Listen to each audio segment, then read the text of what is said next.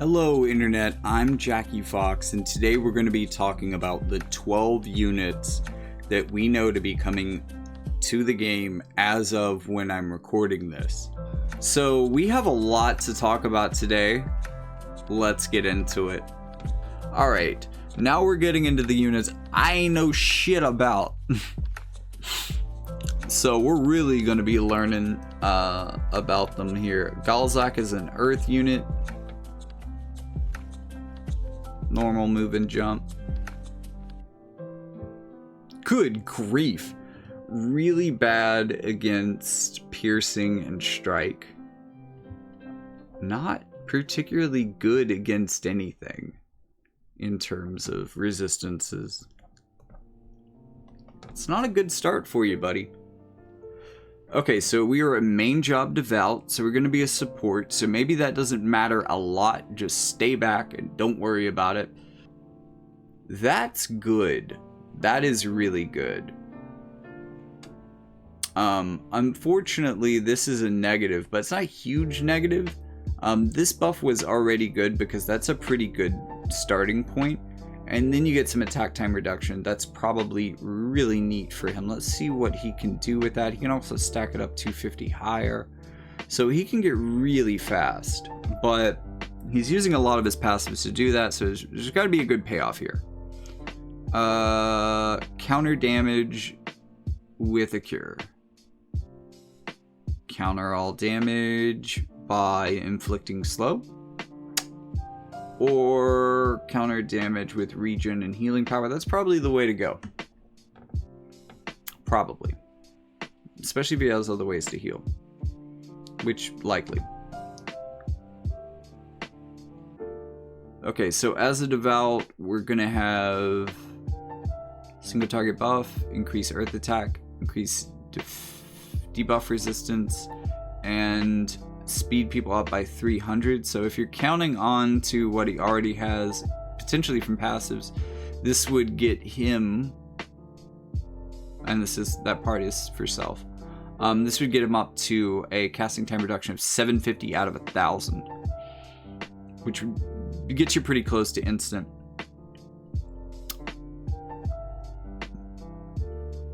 Increase HP, defense, and spirit for allies, and increasing power for self. That's really good and stacks really well in with the passive. I mean, this is all just basic devout stuff. I mean, we're not going to see much. Honestly, this is going to be an underpowered Minwu, probably, in many ways. Just to kind of give you expectations. But also, the upgrade to that gives 20 AoE resistance, which is really good for a support.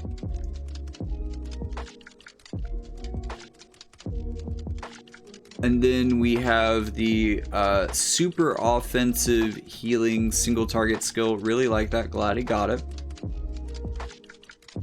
Dream Inducer. Puts people to sleep and has a all elemental debuff resistance while they're asleep. So that's an interesting skill, but these aren't really damage units. They'll use it every once in a while, even though it's a high mod. It's not going to do a lot of damage. It might not inflict this, maybe against other mages that aren't weak to sleep.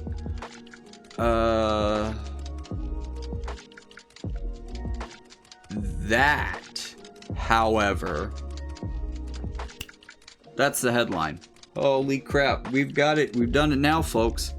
Holy shit, so this boy's Velas. This is Velas. This is snow healing. I'm looking at snow healing right here. That's really cool. So this guy is going to be a really effective offensive healer. Interesting. Very neat way to add flavor to take this beyond discount Minwu. I like it a lot. I came in with low expectations and they have been exceeded. AoE slash resistance and some healing. No. Time Mage. Stop. Guard haste. Slow. Comet? I think that's Comet. Mobilize. Well. That's incredibly underwhelming. White Mage. So we're getting more heals. Honestly, you probably want to turn most of these off. Raise is okay.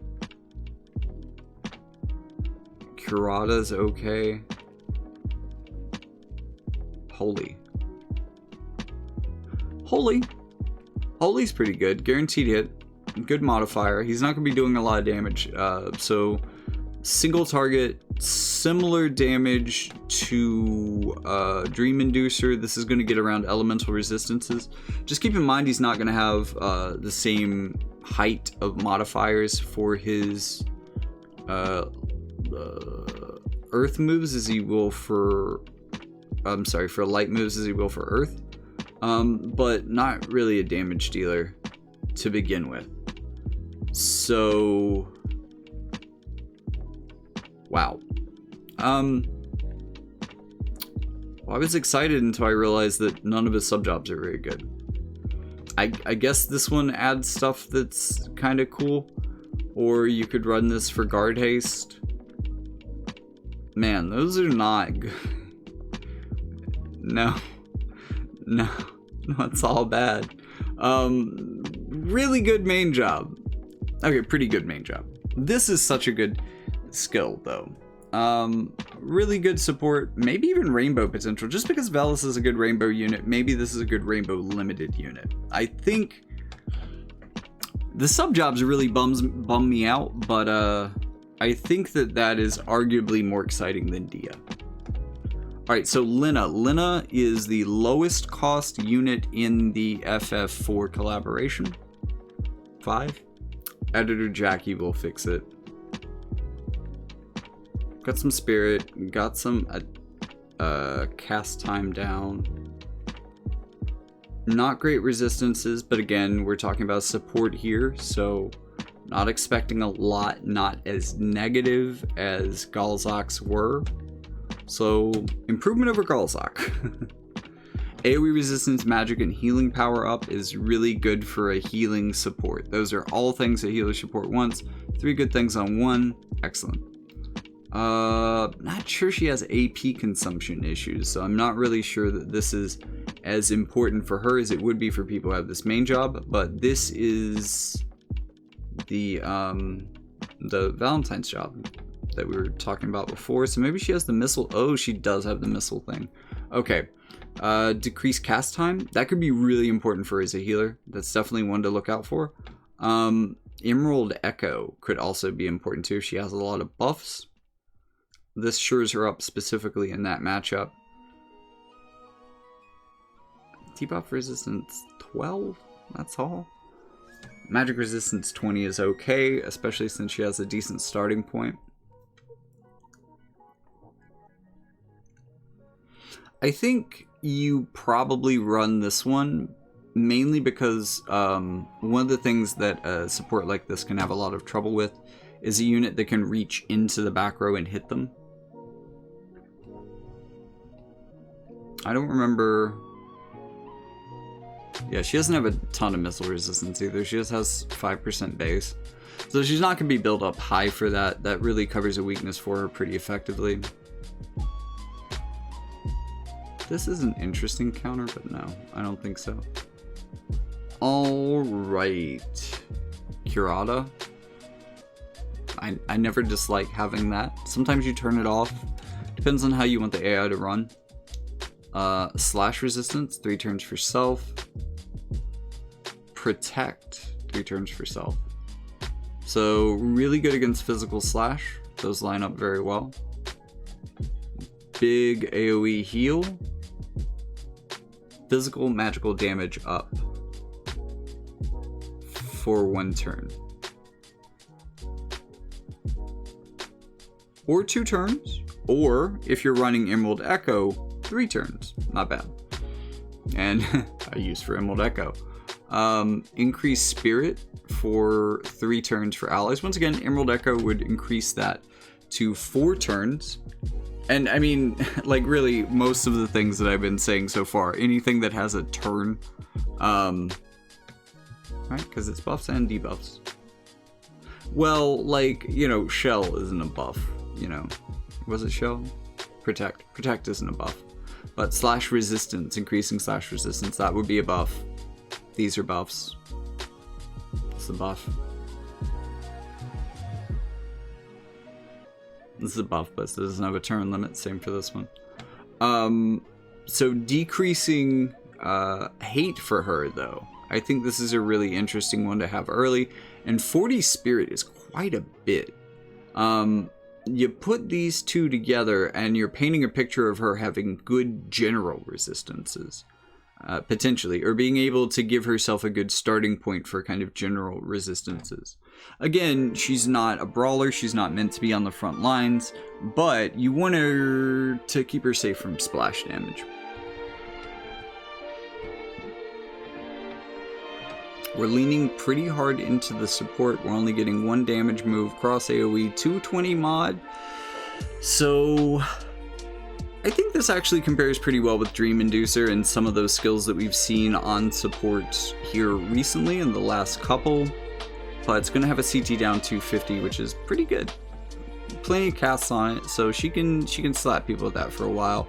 So her only damage move in her main job, and her LB isn't damage either, is going to be to decrease CT. So anytime she's slapping, she's decreasing CT, unless she's using sub-job stuff. That's interesting. I don't mind that. So here's the other thing that is really cool for her. Unfortunately, she can only do it once, but she gives re-raise to herself and to an ally. Similar to how Stars of Swiftness applies haste to 2 units, this applies auto revive to 2 units. And I don't have to tell you how powerful that is, or that no unit has had it before, but it's also interesting that it gets upgraded to include 20% earth resistance, 40% elemental chain resistance. Yes, I know that's how auto revive works. Oh wait, that's for the, okay, yeah. So elemental chain resistance and earth resistance. And once, well, no, that is defined by a turn limit, so Emerald Echo doesn't affect it. But, you know, I'm seeing some reasons that you might want to run that. Let me just be sure. Yes, it does also work with debuffs. So these 2 debuffs, you could strengthen that to 4 turns. It's a lot of AP. That is quite a bit of AP to do in an AoE. I like it. Not the best AoE on that. And as I pointed out earlier, this is really like the default. We don't know what to give them. The Gumi copy pasta for the main sub job, but arguably a little bit better on her. It's a pretty powerful move actually. And again, she doesn't have any other way of really dealing damage in her main job. So this is an interesting supplement to that where it wouldn't necessarily be for other characters. And that increased AP is interesting as well. That has surprisingly long range. She got the disable move with the weird pattern. Not bad. Good mod on that. Some chaining.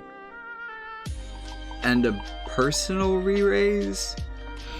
I'm not sure how that... Well, I mean, she's not going to cast it on herself. Okay, so this is like Fight 2 re-raise. Okay, so this is significantly stronger on defense or in Guild Wars offense or any format where you have to fight multiple rounds because she only gets 1 cast of the other re-raise, so while she is getting that onto 2 units, great. This is how she comes into Fight 2 with re-raise. And this re-raise comes with AoE resistance instead of Earth and Elemental Chain resistance.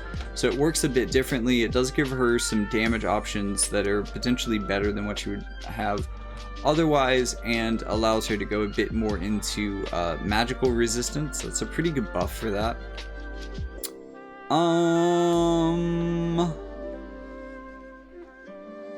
Well, shit.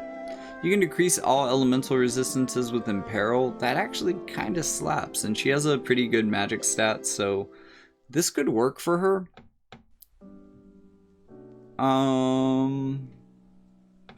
Yeah, just another way to enable your team. If you're running into much resistances or you're worried about like an ice team messing with you, this allows her to do non-elemental damage, but at the same time, I don't think she's ruining anybody with Ruin. She's not necessarily a damage dealer, and it's not even as big a mod as this and doesn't come with extra stuff. This is really more interesting. I don't think this is going to do a lot of damage either, but it's a good enabler for the rest of your team, because this is the mod from Oberon's LB, and once again, Emerald Echo can extend this out to 4 turns, which is pretty impactful for it.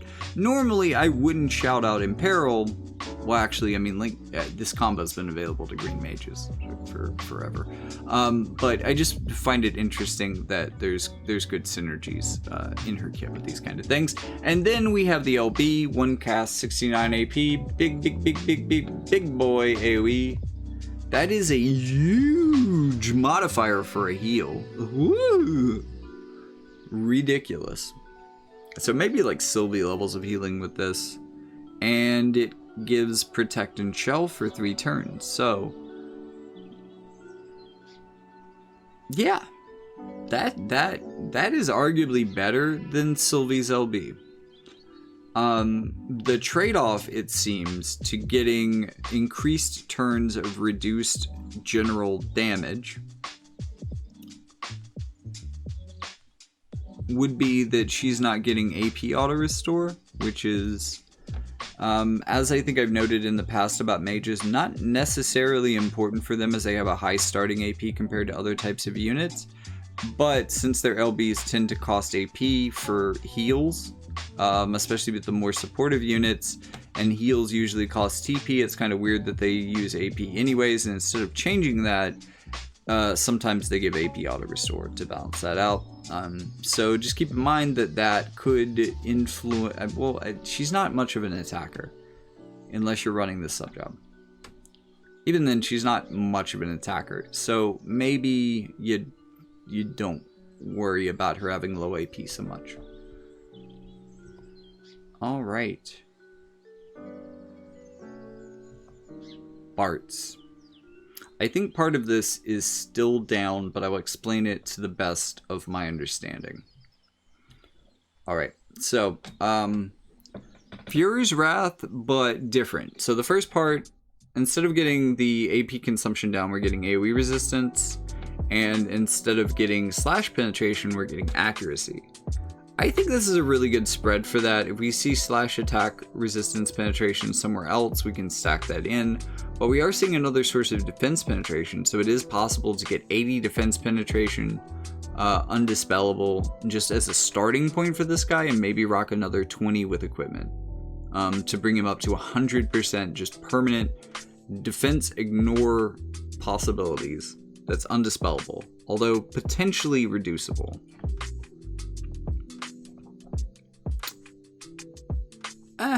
That's okay for physical damage.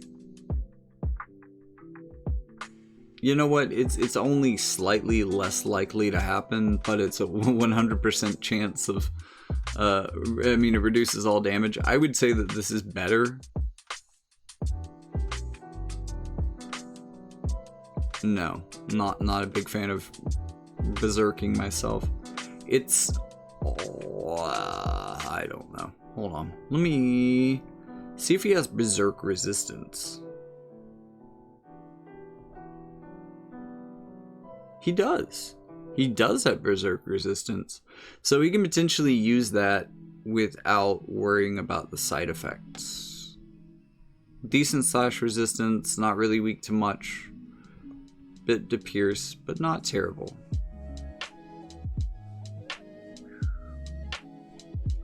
Alright, so okay range. This is a good spread for debuffs. Attack and agility ain't bad. Modifiers about what you would expect from your basic attack. 6 casts, not bad. Wow. Oh, getting the Courage Dispel in early on an AoE. 3 casts for that, it's not bad either. Decent range. Here's that slash attack resistance penetration I was asking for, since there's none in his passives. This is going to get him up to 40.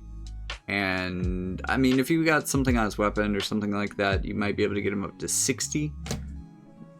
But this is also the one that is going to do the thing when the friendly is in the range. Now, what the range is little bit of a question. But this is the follow-up attack. It dispels Protect and Shell for target, which the modifier here is pretty tiny and like Drain Force. So wait. Okay, it is attack based, so this is physical damage, but other than that, it is typeless, it is elementless, it is physical, but just that, so it will be blocked by defense. But also, this guy could walk into a fight with full defense penetration. So very low mod, but more, I think this is important, and I think this is a follow-up.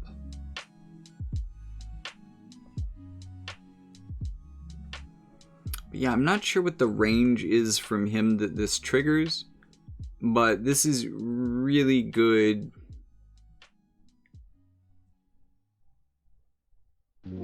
for AoE skills because he'll follow up for every person they hit. So the more people they hit with their skill, the more people he can follow up on, the more Protect and Shell he can dispel. So just the more effect he's going to get out of this. So I think that this is pretty helpful for him in getting him to be more of a modern DPS, bringing him up to that level. But this is also really helpful for him in that it's his unique gimmick. It seems to be pretty powerful. It's not necessarily going to be there for damage. It's closer to the power of a follow-up attack than it is like an additional counter or that type of thing, or even a basic attack. But it, you know, the dispels on it are interesting. Physical damage reduction, 50%, 3 turns for self. AoE resistance 20 for allies. The AoE resistance is good here. The physical damage barrier is good, although I am a little sad it's a physical damage barrier, but he's a pretty physical unit. I guess with his berserk resistance, you can use this with pretty much no downside. I mean, he might berserk himself, but 25% resistance is pretty good. You can actually back that up a little bit. So maybe his counter is more general if you use that piece of knowledge to your advantage. Because usually that one's kind of bad, but I think he could rock it. The upgrade gives the AoE resistance for 4 turns and turns the damage barrier up to 70.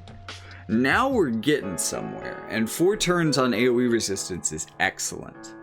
He can also break AoE resistance. Woo, boy, big pattern. That's always fun.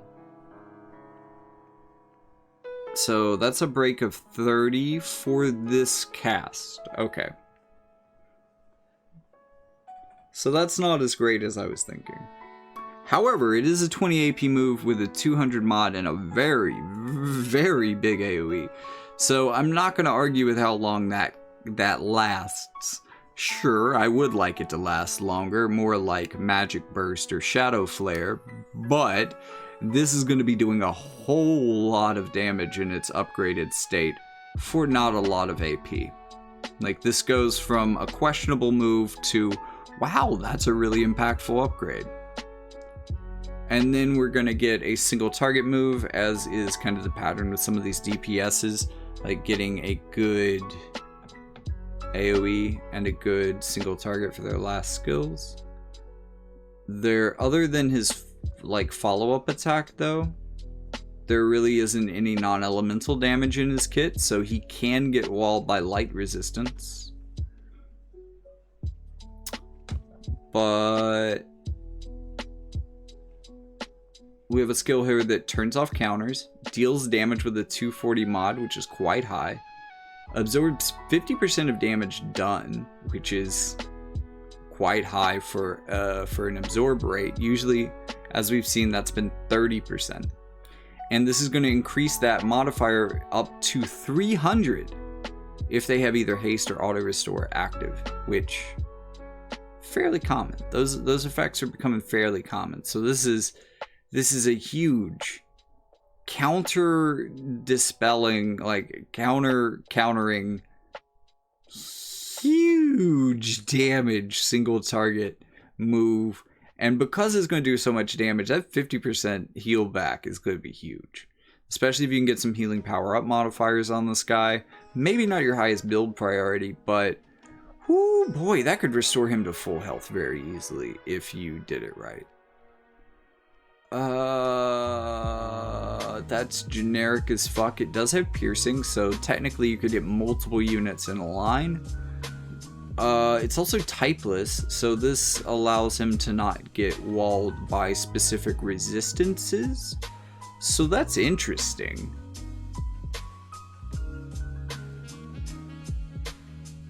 But not my favorite skill. Slash attack 30. Increased HP. And regen. Not a huge fan. He does have courage through Martialist. Restores 10 AP. Not bad. He didn't have anything like that in his main job, though. No. So he does have a survivability. It would be kind of weird if he didn't as a 100 cost limited unit, but here it is. He can decrease agility. Ooh, that's close range. He can decrease AP, also quite close range. He can increase his attack while decreasing his spirit. Still not a huge fan of that. Even though he is another unit that is not as, I think from his kit, maybe not as likely you run him into magic units, so maybe that drawback isn't as huge. And he has a move to target panel, reduce counter chance with a decent mod, decent range. So this actually has a, yeah, you could move maybe two or three spaces with that. Not bad. Not great though. I mean, really I'm kind of just thinking you got courage. And maybe if they close in, you can break their agility, but not a high priority for him. I think he's going to have better things to do. Really, if you just take that one buff out of it, it's cool. I think that's fine. Viking, defense, lower evasion, but increased attack, increased defense penetration.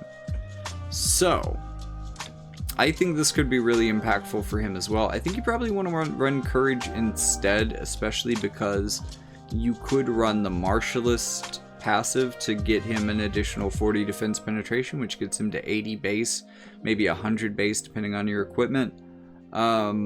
So maybe instead of running this though, if you're running the Viking sub job, you can use HP and attack, maybe agility and move could be pretty impactful actually.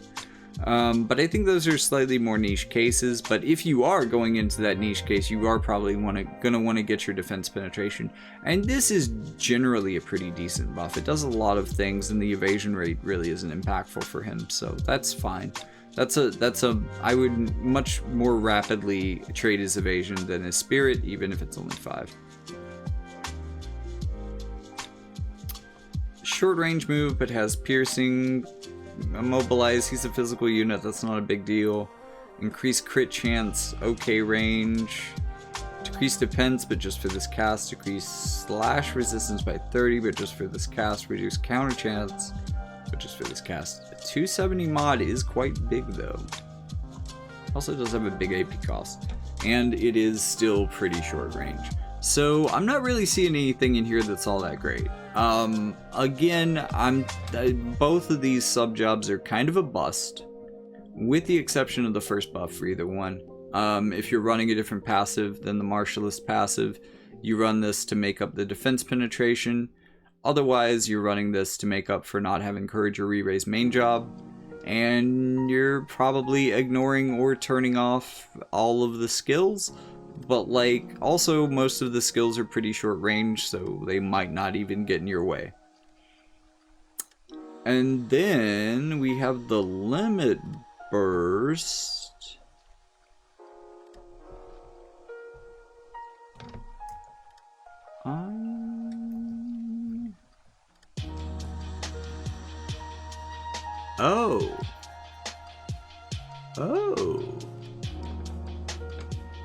Oh, that's what upgrades that. Okay. So this skill, as I noted earlier, man, I love it when I catch myself candid with this stuff. This skill isn't that great. I mean, look, it hits a lot of people, but at this point there's going to be a lot more AoE resistance.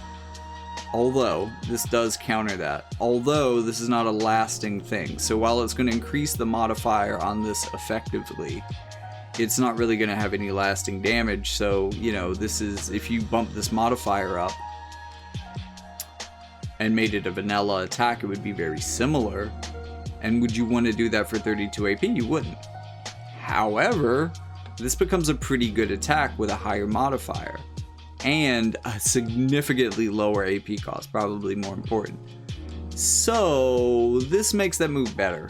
Oh my god, slash resistance, but just for this cast. Okay, so good grief, my dude. So you can get 40 slash attack resistance penetration, but no passives for it, so 40 is about as high as you can get. You can also decrease slash resistance on your LB, but only for that damage. They don't stack as well as you would think they would. Like, increasing your slash penetration by 40 might have been more impactful. I don't know. I don't think the math on that is as great as it looks. It's also single target. That upgrade's cool. That upgrade really enables some cool stuff later on. So I think I'm going to kind of give this a pass on not being as optimized as it could be. Not being super great. It is a good move, but I think arguably giving you access to that is probably one of the better things that it's doing relative to other stuff you could be doing. But all in all, great 100 cost unit. There are still some factors that I don't really understand how to factor in, that I'll kind of have to see to understand and believe, that could make him really great. There are definitely some low points in that his sub jobs are just kind of subpar, but pretty decent for a 100 cost limited unit. Although, like, that is a bar that was set by people like... Okay, no, he's on Summer Helena's level pretty well. Not Sephiroth's, but Summer Helena's. I'll give him that. I don't know, he might be able to fuck with Sephiroth. Look. He's a free unit. So, I guess what I'll say here is that he's pretty good for a free unit. I will give him that respect. And move on to Ferris. Alright, so we have got some AoE resistance, we've got some healing power, HP, generally good stuff to see, but let's see how that plays into her kit. Oh, wait, we should look at some resistances too. Okay, actually pretty good. Pretty good strike resistance, pretty good magic resistance, even better slash resistance. A little bit weak to missile. She does not like getting shot, I guess. So. Oh, we got both of these, and we got AoE resistance 30. This could be close to being Fuhrer's Wrath level. This is a 100 cost limited unit, so she should be roughly power scaled to Bradley. Only when HP is above 70%. That was a little bit unfortunate. But I don't think it's that bad, and I think this overall passive is pretty good.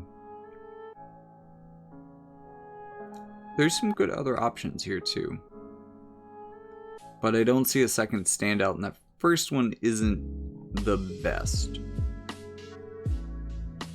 50% chance to counter all damage, reduces damage taken by 20%. That's a really good proc chance.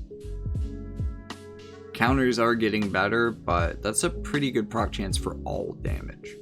I like it.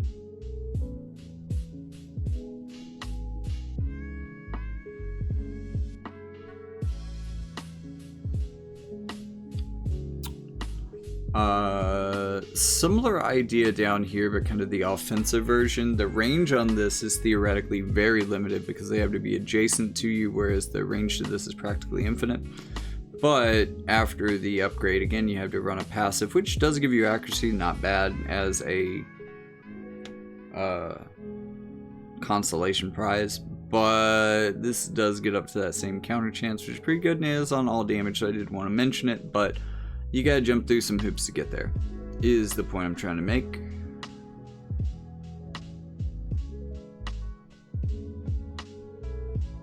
Alright, so her basic attack, I've been thinking about this. This is Hien, really. Kind of basic damage, and you get some AP back when somebody dies. It's a good finishing skill, but not necessarily anything to write home about, and is basically equivalent to the Samurai's basic attack at this point. Basic skill. Slash attack, 25 for self, agility 25 for self. So attack and haste. But not name brand haste, so you can still stack haste on top of it, and also you don't... We've seen some haste hate in the last couple units, and that doesn't really apply here. Slash resistance 20, strike resistance 20. That lines up really well with her innate passives, resistances. And grants following upon hit for self dispel, buffs dispel haste, dispel up physical damage and magical damage. So we've seen that effect on multiple attacks. Usually people's 120 skills. She just does that after buffs. That is only for her. That's not going to hit the allies, but that's... I'd say it's a pretty powerful effect to be able to apply to every one of your attacks. We have a very high damage, high accuracy move. Cross pattern, very good range.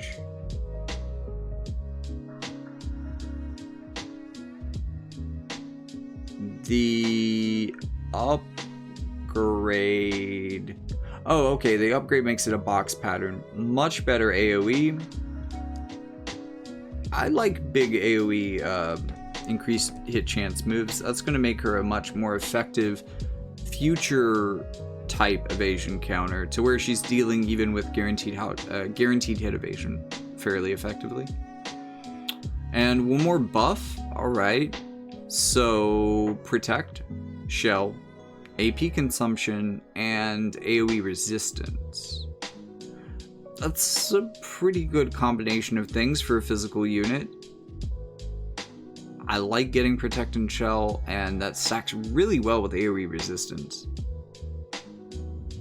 In general, this unit is looking very, very good against AoE, especially when she's her HP is really high. And I feel like, especially if you're getting this off particularly early, protect and shell definitely help that mission. This is probably something you want on really early in your buff pattern, and I see this probably being way more important than this buff here. Maybe you even want to turn this off, because this seems really interesting. It's a good buddy buff. This is your good greedy buff.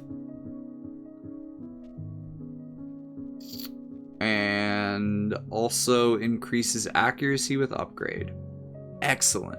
Because you really want her to have really good accuracy to stack in with this, so where this is as good as guaranteed hit, but technically not guaranteed hit, which is why it gets it around that other little thingamajigger.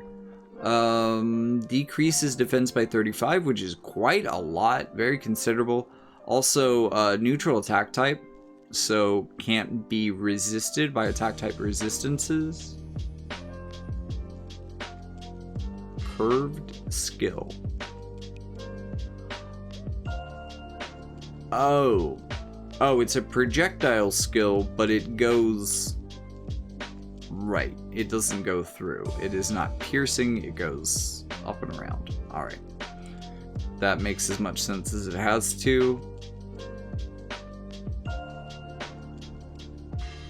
But wait. Okay, so here's the thing I don't understand. Where... Don't fail me now, Reddit.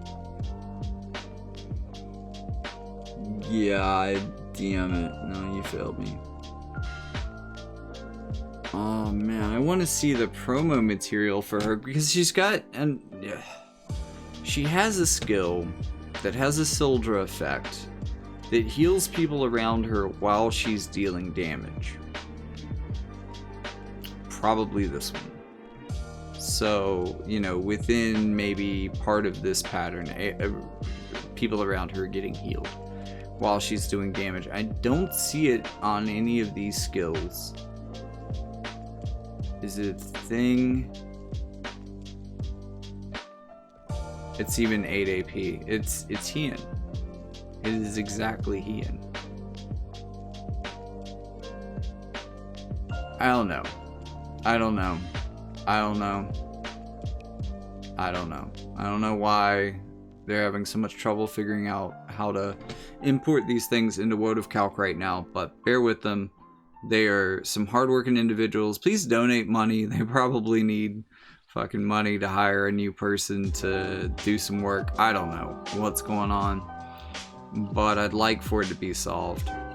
And this is where you'll start noticing this on her job screen, where we have abilities with secondary ones linked. So, for instance, this ability, if we were to attack Bina here, or Sephiroth, or Raph, you can see the types of damage that is being done. But clicking through will actually give us a secondary option. Now, this is Sildra's ability. Every time this ability is cast, the attack ability, Sildra will follow up with a secondary attack. Now, what we're getting off of this is essentially a physical and magical damage up for another character that is not Varus.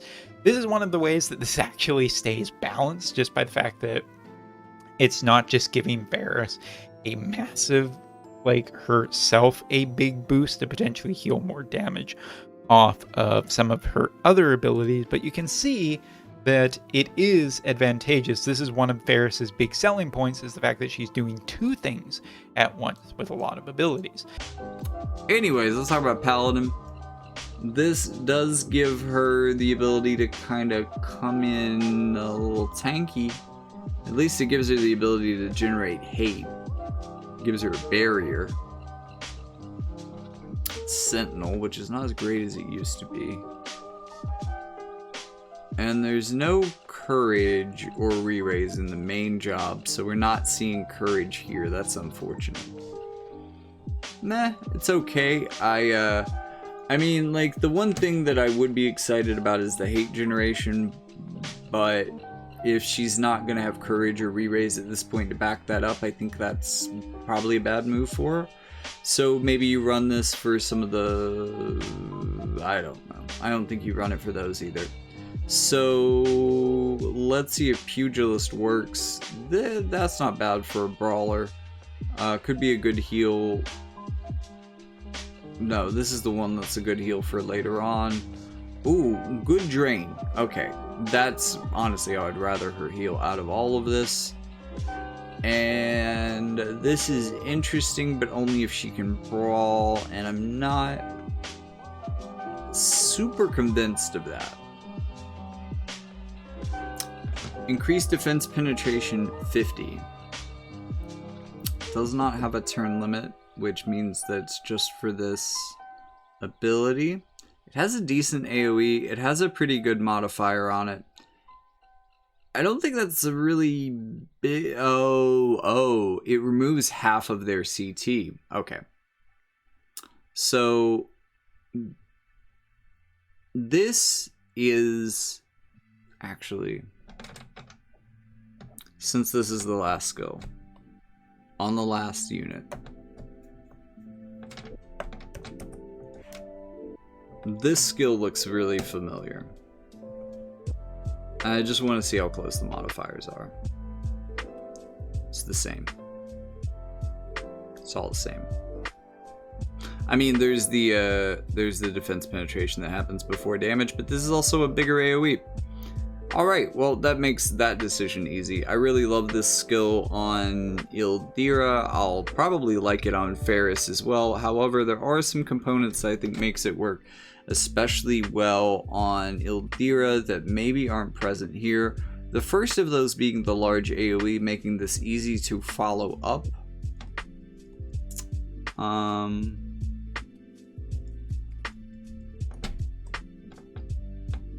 You could come in and follow up with that. That would hit all of the same people. And hopefully, because of the CT down, they haven't had an opportunity to move since you hit them with your LB. So, you know, that would make it even easier to hit multiple of them. But these moves aren't really going to help a lot with chaining that up. There's not... Well, I guess this would be a chaining move. Okay, so you could chain somebody down, but it would be single target.